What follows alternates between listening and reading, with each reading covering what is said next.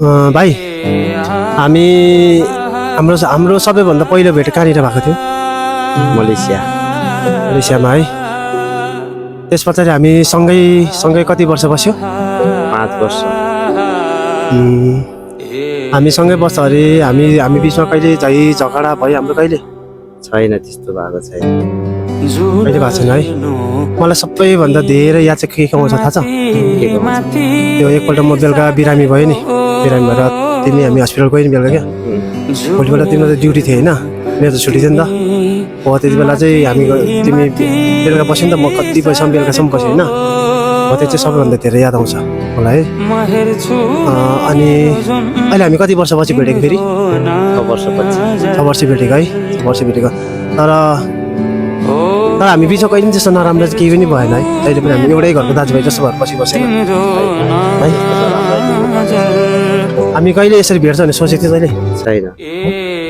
राम्रो साँच्ची भनेको मैले नडाटी भने मनबाट नडाटी भने नडाटी भनेको आफ्नो मनले सोचेको थिएन यसरी भेट्छ।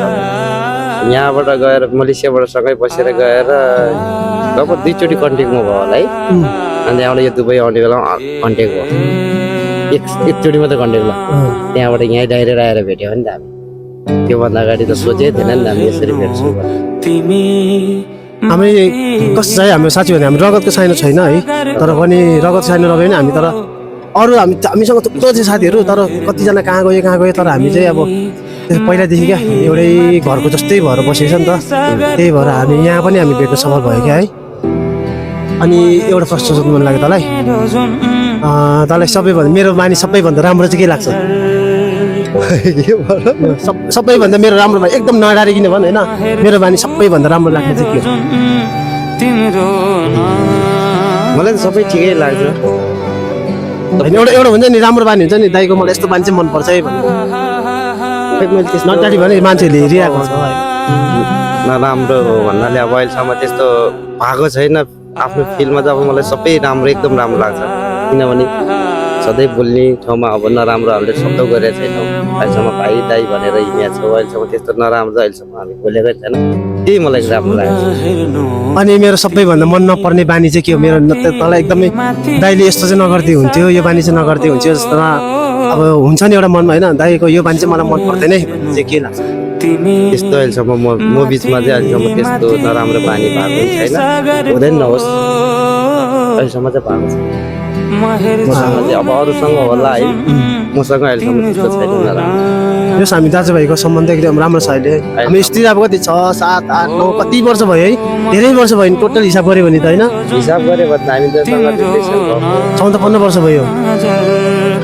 14-15 5 वर्ष थियो, 5 वर्ष 10 वर्ष 11 वर्ष भयो। 11-12 वर्ष भयो समथिङ भनौँ न। तर पनि हामी कहिले 1 वर्षमा झगडा गरेको छैन हामी है। एउटै घरको दाजुभाइ जस्तो नराम्रो शब्द गरेर हामीसँग बोलेको छैन अहिलेसम्म। ठिकै छ। अब भर्खर आइगएको छु दुबईमा, भेटिएको छ। तपाईँको त समय भर्खर आउँदैछ। यसरी नै सधैँ भेटिरहेको भने त सधैँ राम्रो हुन्छ, खुसी लाग्छ। यस्तै छ, केही छैन। अब भविष्यमा पनि हामी यसरी दाजुभाइ जस्तो भएर बस्नुपर्छ होइन। झगडा त कहिले हुँदैन हामी बिचमा थाहा छ।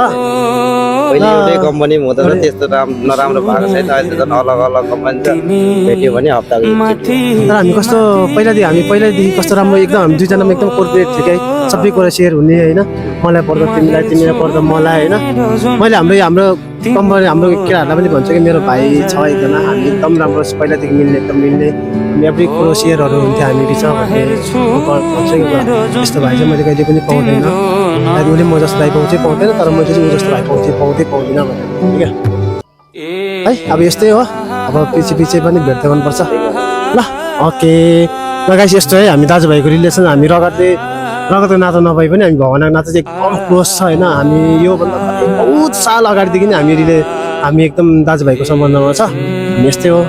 Okay, thank you for watching. Bye गरिदिनु सबजनालाई।